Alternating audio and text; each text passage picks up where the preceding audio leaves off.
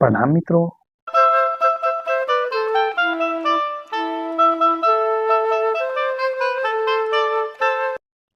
The dark light channel पर आप सभी मित्रों का आज की प्रश्नोत्तर चर्चा में मैं स्वागत करता हूँ। मित्रों, जैसा कि आपको पता है, द डार्क लाइट चैनल माँ श्रेष्ठा का चैनल है। हमारे इसके अतिरिक्त 2 चैनल और भी हैं, अवेकनिंग इनर सेल्फ और बाबा जी कहो। अवेकनिंग इनर सेल्फ चैनल पर हम स्वर विज्ञान की सीरीज पूर्व में चला चुके हैं और अभी वहां हम विज्ञान भैरव तंत्र की सीरीज चला रहे हैं। बाबा जी कहो चैनल पर हम स्वर विज्ञान की सीरीज चला रहे हैं, थोड़ा सा और सुलभ बना के। और यह हमारा जो चैनल है, इस पर हम प्रश्नोत्तर चर्चा करते हैं। हम उन प्रश्नों पर चर्चा करते हैं इस चैनल पर जो अधिकांश मित्रों के एक जैसे प्रश्न होते हैं। आज जिस प्रश्न को हमने उठाया है वह बहुत से मित्रों का प्रश्न है, लेकिन चूंकि प्रश्न तो अनेकों हैं लेकिन निदान एक है, इसलिए मैं उन 4-5 प्रश्नों को एक साथ आज लिया हूं। प्रश्न इस प्रकार है, बहुत से मित्रों की समस्या यह है कि उनके स्वर तिथि के अनुसार नहीं बह रहे हैं। बहुत से मित्रों की समस्या यह है कि उनका एक ही स्वर अधिक समय तक बह रहा है, किसी का सूर्य स्वर अधिक समय तक बह रहा है, किसी का चंद्र स्वर अधिक समय तक बह रहा है। कुछ मित्रों की समस्या यह है कि निरंतर सुषुम्ना चल रही होती है, यानी कि इड़ा पिंगला दोनों स्वर बराबर चल रहे होते हैं। और चूंकि हमने स्वर विज्ञान पर अभी तक 100 के करीब चर्चाएं अपने दोनों चैनल पर की है और कौन स्वर कितनी अधिक समय तक बहता है तो उसके क्या लाभ या हानि है, उस पर हमने विस्तार से चर्चा की है। अब जिन मित्रों के स्वर अधिक समय तक बह रहे हैं और उन्होंने वह वीडियो सुने हैं कि कितने लंबे समय तक कोई स्वर बहता है तो उसकी क्या हानि है, वह अब चिंता में पड़ जा रहे हैं कि हमारा क्या होगा। हमारा तो स्वर उसी अनुसार बह रहा है जिसमें अधिक से अधिक नुकसान होने की बात आपने बताई है। मैं उनकी समस्या को समझ सकता हूँ। तो चाहे आपका चंद्र स्वर अधिक तक बह रहा हो या सूर्य स्वर अधिक समय तक बह रहा हो या दोनों ही स्वर ना बह रहे हो, निरंतर आपकी सुषुम्ना बह रही हो, इन सब समस्याओं का एक ही इलाज है और वह है प्राणायाम।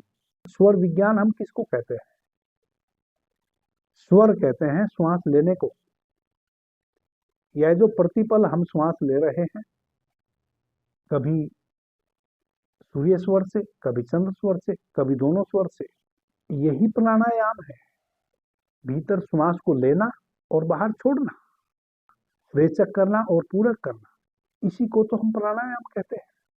सिर्फ सर्वोदय विज्ञान कहता है कि हमारी बाहर जाती हुई श्वास शिव है और भीतर आती हुई श्वास शक्ति है। तो यह शिव और शक्ति निरंतर हमारे भीतर बह रही है 72,000 प्राणवाहिनी नाड़ियों में। कई मित्रों ने यह भी प्रश्न किए हैं कि यह प्राणवाहिनी नाड़ियां क्या होती हैं। आप कहते हैं कि इनमें प्राणवायु बहती है, लेकिन डॉक्टर कहते हैं कि इनमें रक्त का संचालन होता है। तो इस प्रश्न को भी हम साथ साथ उठा लेते हैं। प्राणवाहिनी नाड़ियां और रक्त वाहिनी नाड़ियां बिल्कुल अलग हैं। रक्त वाहिनी नाड़ियां उसको कहते हैं जिसमें रक्त का संचरण होता है, ब्लड का सर्कुलेशन होता है, जो हमारी मांसपेशियों में सेल के रूप में, कोशिका के रूप में फैली हुई है।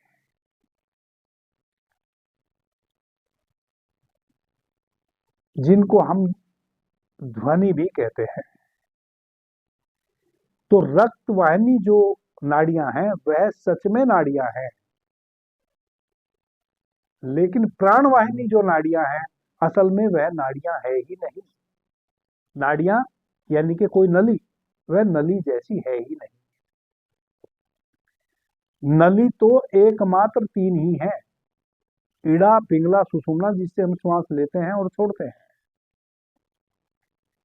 बाकी तो रूट्स हैं, जैसे विद्युत तरंगे होती हैं, वैसे 72,000 विद्युत तरंग एक विशेष पथ से हमारे पूरे शरीर में ऊर्जा तरंग के रूप में बहती है। उसको हम कहते हैं प्राण वाहिनी नाड़ियां। असल में वह नाड़ियां है ही नहीं, वह तो वैसे है जैसे विद्युत का एक तार आपके घर पे आया हुआ है पोल से, ट्रांसफार्मर से, तो विद्युत उस तार के भीतर नहीं होती है, विद्युत उस तार के चारों ओर गति करती है। वह तार जो है वह विद्युत का पथ है, विद्युत उसके ऊपर मंडराती हुई गति करती है, ना कि उसके भीतर होती है। तार तो ठोस होता है। वैसे ही 72,000 प्राण वाहिनी नाड़ियां जो है, जब आप कोई एक्सरा करेंगे, अल्ट्रासाउंड करेंगे या किसी भी प्रकार की मशीन से आप उनको भीतर देखने की कोशिश करेंगे तो आप देख नहीं पाएंगे। इसलिए तो मेडिकल साइंस उसको मानती ही नहीं, क्योंकि वह किसी यंत्र से उसको देख नहीं पाते हैं। प्राण वाहिनी नाड़ियों को आप केवल ध्यान की अवस्था में देख सकते हैं भीतर। मैंने सैकड़ों विधि बताई है कैसे आप अपनी प्राण वाहिनी नाड़ियों के साक्षात दर्शन कर सकते हैं। आप जो श्वास लेते हैं उस श्वास के साथ ऑक्सीजन के अतिरिक्त आप प्राण तत्व लेते हैं, और वह प्राण तत्व और कुछ भी नहीं, विद्युत तरंग है। उसमें प्रकाश भी है, लेकिन वह इतना सूक्ष्म तल पे घट रहा है कि हमें पता नहीं चलता। जब हम संवेदनशील होकर भीतर निहारते हैं तब हमें अपनी श्वास के माध्यम से भीतर प्रकाश भी आता हुआ दिखाई देगा, जिसको हम प्राण कहते हैं, और श्वास के साथ ऑक्सीजन का भी हमें पता चलेगा, जो हमारा लंग्स सोखता है, जो हमारे रक्त की जरूरत है। आदरणीय मित्रों, प्राण वाहिनी नाड़ियां और रक्त वाहिनी नाड़ियां बिल्कुल अलग है, यह एक ही नहीं है।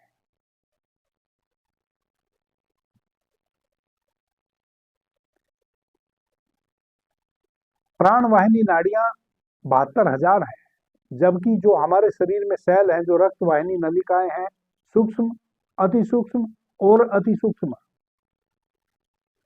वह अरबों खरबों में है।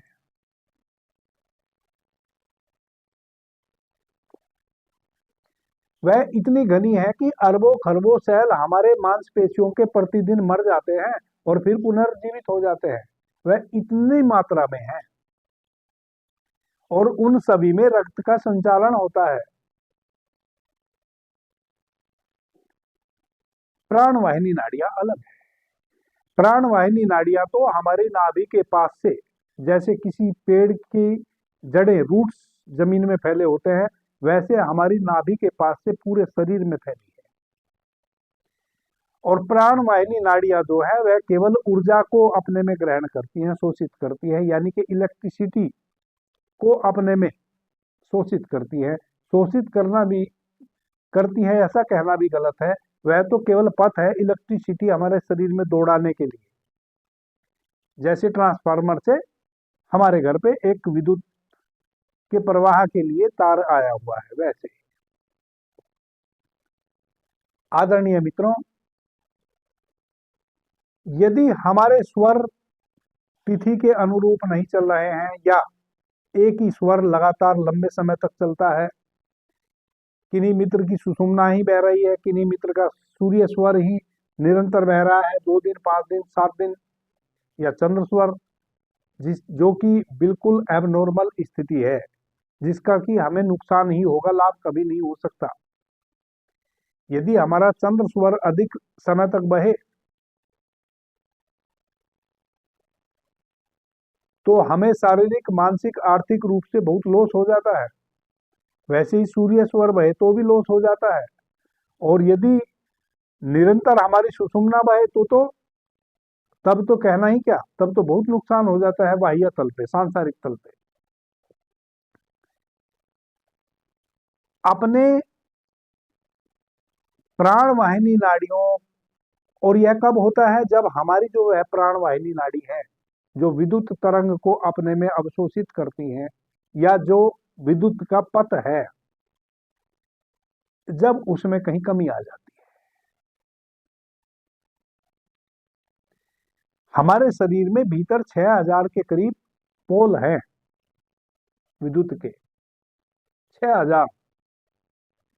उन्हीं 6000 पोल के माध्यम से इधर से उधर ऊर्जा ट्रांसफर होती है, इलेक्ट्रिसिटी ट्रांसफर होती है, गति करती है पूरे शरीर में।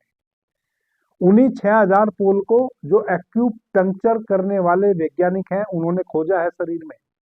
जापान में एक्यूपंक्चर के जो शरीर शास्त्री हैं उन्होंने वही 6000 पोल हमारे शरीर में भीतर खोजे हैं। जहां ऊर्जा एक जगह रुक गई, भूकंप बन गया, वहां वो बाहर से एक्यूपंक्चर करते हैं और उस इलेक्ट्रिसिटी के प्रवाह को प्रवाहित कर देते हैं जो वहां भूकंप के रूप में रुका पड़ा था। वैसे ही जब वह घटना घटती है तब हमारा एक स्वर निरंतर बहता है। क्यों बहता है? क्योंकि हमारे शरीर में जो सूर्य स्वर से हम प्राणवाहिनी ऊर्जा भीतर लेते हैं, उसको बहने के जो पोल हैं उन सभी पोलों तक ऊर्जा बह नहीं रही है, इसलिए हमारा सूर्य स्वर लंबे समय तक चल रहा है। जब तक एक एक पोल तक ऊर्जा पहुंच नहीं जाएगी तब तक सूर्य स्वर बहता रहेगा, बहता रहेगा, बहता रहेगा, जिसके लिए हमें और दूसरे बहुत बड़े नुकसान हो जाएंगे। वैसे ही जो शीतल ऊर्जा है, यिन और यान दो ऊर्जा है ना, नेगेटिव और पॉजिटिव, बिना अर्थिंग के कोई इलेक्ट्रिसिटी से चलने वाला उपकरण कार्य नहीं करता। तो हमें नेगेटिव पोल की भी जरूरत है जिसकी पूर्ति चंद्र सूर्य करता है। जब तक वह उसकी पूर्ति एक एक पोल तक नहीं कर देगा तब तक हमारा चंद्र सूर्य बहेगा। अब वह 10 दिन हो सकते हैं, महीना हो सकता है, लेकिन उस समय में दूसरे क्षेत्र में हमारे नुकसान हो जाएंगे। इसका मतलब जो 6000 पोल भीतर है उनमें ऊर्जा का प्रवाह, चाहे वह चंद्र स्वर की ऊर्जा हो या सूर्य स्वर की ऊर्जा हो, सही से नहीं हो रहा है। उस प्रवाह को सही से करने के लिए एकमात्र उपाय है प्राणायाम। प्राणायाम का मतलब है एक विशेष लयबद्धता के साथ श्वास को लेना, यानी कि पूरक करना, और एक विशेष लयबद्धता के साथ श्वास को छोड़ना, यानी कि रेचक करना। बहुत सिंपल है, बहुत आसान है, बहुत सीधा सा है, बहुत सीधी और सरल इसकी प्रक्रिया है। चंद्र स्वर की और सूर्य स्वर की ऊर्जा सभी 6000 पोल पे वितरित सही से नहीं हो रही है, कोई कहीं भूकंप बन गया है ऊर्जा में। उस भूकंप को आपका स्वर तोड़ना चाहता है। जब तक वह भूकंप ना टूटे, तो यदि सूर्य स्वर की ऊर्जा का भूकंप बन गया है तो जब तक वह भूकंप ना टूटे तब तक सूर्य स्वर निरंतर चलता रहेगा। जैसे आपने देखा है ना, आप गहरी नींद में होते हैं, थके हुए हैं, गहरी नींद में चले गए, जैसे ही आपके शरीर की नींद की पूर्ति हो जाती है ऑटोमेटिक आपकी आंख खुल जाती है। यदि नींद की पूर्ति नहीं हुई तो आप 6 घंटे की बजाय 8 घंटे 10 घंटे भी आप सोए रह सकते हैं, आपकी आंख ना खुले।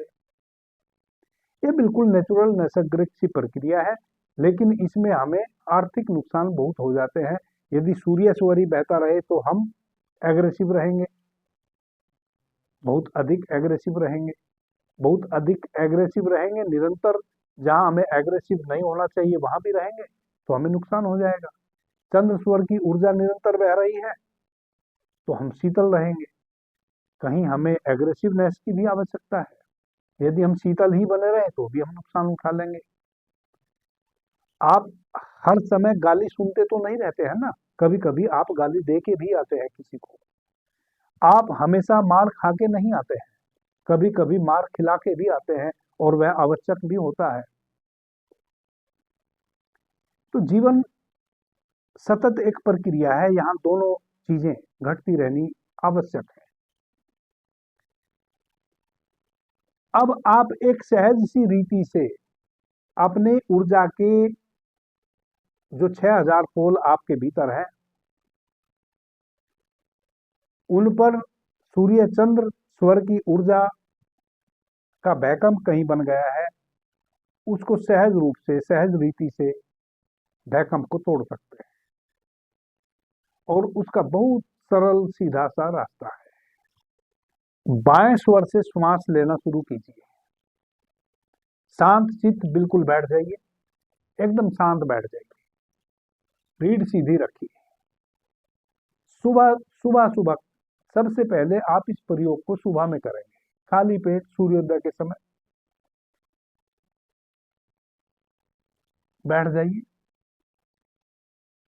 आंख बंद कीजिए, अपने हाथ को बाएं हाथ की हथेली पे अपने दाहिने हाथ की कोहनी को ऐसे रखिए, ऐसे रखिए, ऐसे इस पोस्चर में आ जाइए।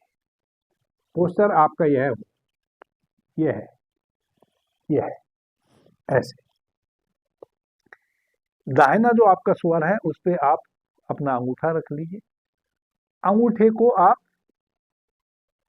दाहिने स्वर पे रखिए, छोटी और उससे बड़ी दो उंगली आप अपने बाएं नथुने पे रखिए और दो उंगली आप अपने आज्ञा चक्र पे जहां तिलक लगाते हैं वहां रखिए और बिल्कुल ऐसे शांत बैठ जाइए इस पोस्चर में। आपका जो सूर्य स्वर है, दाहिनी जो आपकी नासिका है, अंगूठे से उसको बंद कीजिए और आपकी जो बाएं नासिका है उससे श्वास को धीमी गति से भीतर भरिए।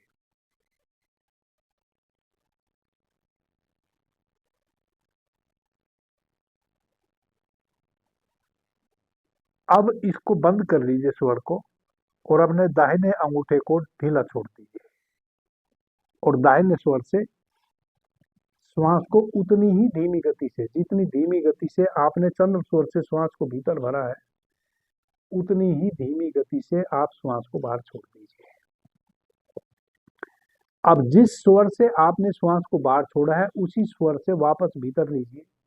हमेशा ध्यान रखें चंद्र स्वर से शुरू करना है आपने सर्वप्रथम, और आपका पोस्चर यही रहे। इस पोस्चर का विशेष लाभ है, जब आप इस पोस्चर में बैठते हैं, यूं तो अनुलोम विलोम सभी जानते हैं, लेकिन यहाँ महत्व है इस पोस्चर का। आप देखें, जब आप इस पोस्चर में बैठते हैं तो आपके शरीर की भीतरी स्थिति क्या बनती है। आपकी ऊर्जा के जो 6000 पोल हैं वह तनाव मुक्त हो जाते हैं जब आप इस पोस्चर में बैठते हैं। यह बहुत बढ़िया पोस्चर है।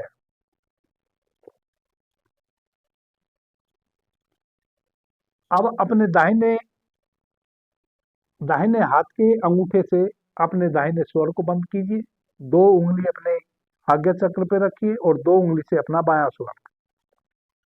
सर्वप्रथम बाएं स्वर से श्वास को धीमी गति से भीतर भरिए और श्वास को जितना अधिक समय तक आप भीतर रोक सकते हो रोकिए। कोई शक्ति नहीं लगानी है, न श्वास लेने में शक्ति लगानी है, न श्वास को रोकने में और न श्वास को छोड़ने में। प्राणायाम के विषय में आप समझ लो, लयबद्धता के साथ श्वास को लेना और छोड़ना, लयबद्धता, कोई अराजकता नहीं, कोई तनाव नहीं। जहां तनाव होगा वहां सब नुकसान हो जाएगा। तनाव बिल्कुल भी नहीं। रीढ़ सीधी करके उस पोजीशन में बैठ जाए जो मैंने बताई। बाईं नासिका से इतनी धीमी गति से श्वास लें कि आपको श्वास की जरा भी ध्वनि सुनाई ना दे, तभी आप लाभ ले सकते हैं जो मैं बता रहा हूं उसका। वरना तो अनुलोम विलोम दुनिया करती रह जाती है, कुछ नहीं होता। हर चीज एक संवेदनशीलता में ही कार्य करती है। उस सूक्ष्म अवस्था को आपने जानना होगा, पकड़ना होगा, तभी आप किसी भी प्राकृतिक पद्धति का लाभ ले सकते हैं। यह एक प्राकृतिक नेचुरल नैसर्गिक प्रक्रिया है।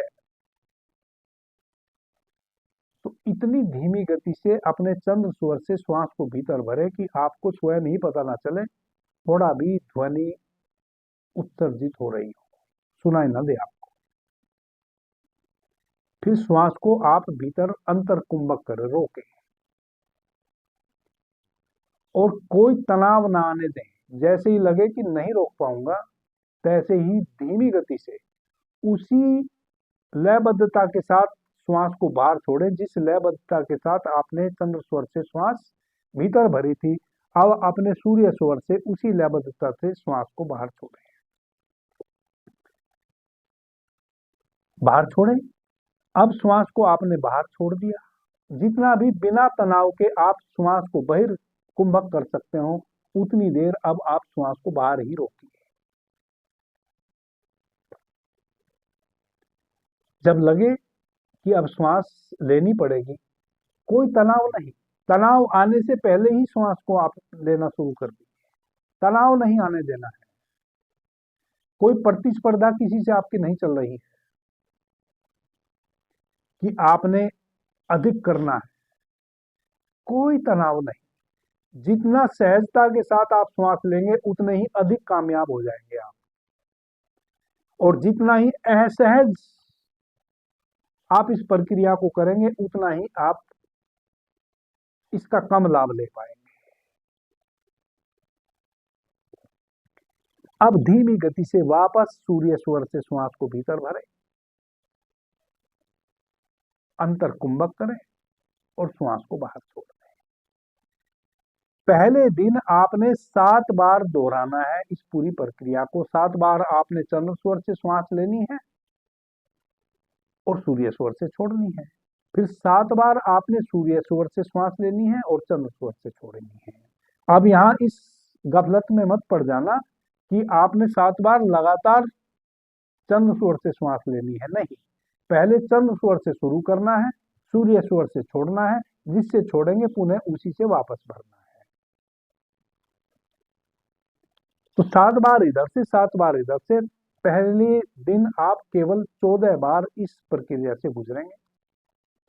यह ऐसा अभ्यास है, यदि आपका पेट ना भरा हो अधिक, यानी कि आपको ना भूख लगी हो और ना आपको ऐसा लगता हो कि आपका पेट भरा हुआ है, आप दिन में जब भी वैसी अवस्था आपकी हो, इसको 4-6 बार दोहरा सकते हैं। इस प्रकार से 7-7 बार। इस प्राणायाम की विधि को आप दिन भर में 6 से 7 बार कर सकते हैं। बस इतना ही ध्यान रखें कि सुबह खाली पेट से शुरू करें। प्रथम, समय की कोई पाबंदी नहीं है। यदि आप सूर्योदय से पहले करते हैं बहुत अच्छी बात है, वरना यदि आपका रूटीन वैसा है कि आप सूर्योदय से पहले नहीं उठ पाते हैं, कोई प्रॉब्लम नहीं। आप जब भी उठते हैं, जब भी आप सहज महसूस करते हैं, उसी समय आप इस प्रक्रिया से गुजर सकते हैं, और दिन भर में कई बार आप इस प्रक्रिया से गुजर सकते हैं। 3 से 6 बार आप इस प्रक्रिया को दिन भर में कर सकते हैं। बस ध्यान इतना ही रखें कि जब भी इस प्रक्रिया से आपको गुजरना हो, उस समय आपके पेट की अवस्था वैसी हो कि आपको ऐसा फील ना हो कि मेरा पेट भोजन से भरा है या बहुत खाली है। जब आपके पेट पे कोई भार ना हो, तब आप इस प्रक्रिया से गुजर सकते हैं। 2 टाइम तो बहुत ही अच्छे हैं, सुबह सूर्योदय के समय का और संध्या में सूर्यास्त के समय का। यदि आप 2 टाइम कर सके, बहुत अच्छी बात है। हर 3 दिन में आप एक स्टेप को बढ़ा देंगे। जैसे 7 बार आपने इधर से बाएं स्वर से श्वास लिया, 7 बार आपने दाहिने स्वर से श्वास लिया, तो 3 दिन तक आप इसी स्टेप में श्वास लेंगे। तीसरे दिन 1 दिन 20 करके आप 8 श्वास लेंगे। इस प्रकार से 100 श्वास तक आपको इसको ले जाना है। हर 3 दिन में एक श्वास बढ़ा देनी है। जब आप 100 श्वास तक इसको ले जाएंगे, तब तक आपको पता चलेगा कि आपके जो स्वर थे वह नेचुरल हो गए। कब हो गए पता भी नहीं चलेगा आपको। यह प्रक्रिया पूरी होते होते आपके जो श्वास है वह नैसर्गिक हो जाएंगे, यानी कि 2.5 घड़ी आपका चंद्र स्वर बहने लगेगा, 2.5 घड़ी आपका सूर्य स्वर बहने लगेगा। वह जो ऊर्जा के 6000 पोल थे, जहां विद्युत का कहीं परिभ्रमण रुक गया था, वह भैकम टूट जाएगा और पूरे शरीर में 72,000 नाड़ियों में विद्युत का प्रवाह सही रूप से होने लगेगा और सही प्रकार से आपके श्वास चलनी शुरू हो जाएगी। यह एक बहुत ही सहज और सरल प्रक्रिया है आपके स्वर को व्यवस्थित करने के लिए। आदरणीय मित्रों, आपके भी यदि प्रश्न हैं तो हमारा डिस्क्रिप्शन में एक नंबर पड़ा हुआ होता है प्रत्येक वीडियो के, 8869011317। आपसे निवेदन है, इस पे कॉल ना करें, क्योंकि कॉल कभी भी उठेगी नहीं। आपको खराब लगेगा कि हमारा फोन नहीं उठाया जा रहा है, क्योंकि इतने घने कहने के उपरांत भी फोन आते हैं। दिन भर फोन बजता रहता है। आदरणीय मित्रों, संभव नहीं है किसी से भी फोन पे बात करना। आपके भी यदि स्वर विज्ञान से संबंधित कोई प्रश्न है या जीवन के किसी भी कोई भी क्षेत्र है आपके जीवन का, आपके जीवन से जुड़ी हुई कोई भी समस्या है, आप निसंकोच इस नंबर पर व्हाट्सएप पे प्रश्न कर सकते हैं। जब भी मुझे ऐसा लगेगा कि बहुत सारे मित्रों के एक जैसे प्रश्न हैं, मैं बिना किसी का नाम लिए इसी प्रकार से उन प्रश्नों का उत्तर देने इस चैनल पर चला। अभी के लिए इतना ही। आपने मुझे ध्यान से प्रेम से सुना, उससे मैं बहुत अनुग्रहित हूं। सभी मित्रों को मेरा प्रणाम, धन्यवाद। जय श्री राम।